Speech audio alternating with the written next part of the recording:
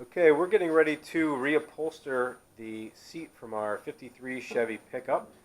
So here are the bottoms and the bottom and the back of the seat that we took out of the truck. Actually not in too bad a shape for being as old as they are.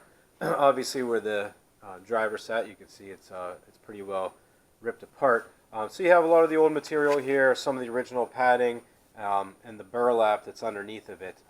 We're going to take all of that off and replace it all with the new material from our manufacturer, Seats Manufacturing.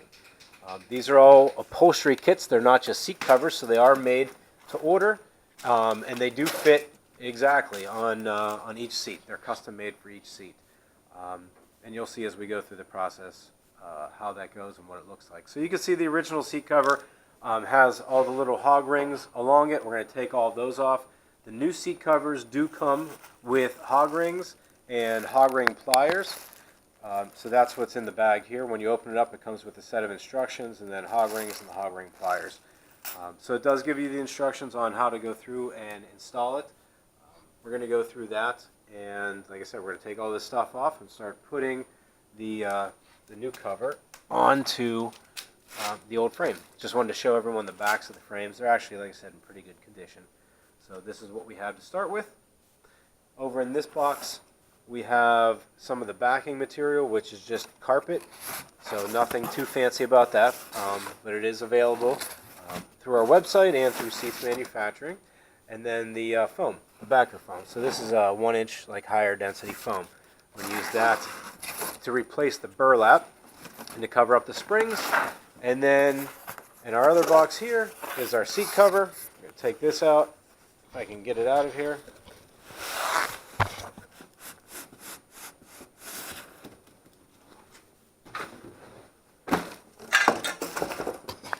And it's obviously in the two pieces, one for the base and one for the top, or for the back portion of it. So this is what we went with. It's a designer series with a center bolster. You can get it in a center bolster, or you can get one with centers and side bolsters. So obviously this one just has the center. If you got one with the side bolsters, it would have the center, and then it would have about a 5-inch strip on the side with the vinyl material that you choose as well. This particular one, we went with black vinyl and a charcoal tweed. Thought that would look nice and kind of complement the original style of the truck. So again, we're going to start the install process here, and we'll do an update here shortly once we have the material, the old material ripped off, and get ready to put the new stuff on. Okay, we have the seat, the base of the seat taken apart, so I'm starting to peel it all off. Just thought I would show everyone the layers that are in here in case you're not familiar with the seat. Obviously, you have the seat cover itself, and then you have the padding right here that the new seat cover is going to have attached to it. You can see where the old one had it attached, but it's peeling off. So the new seat cover has about ½ inch of foam padding built into it. Underneath of that, you have the old padding material that was about 1 inch thick. That's what we're going to replace with the 1-inch thick high-density foam. And then underneath of that was the original burlap. That's what sat on top of the springs.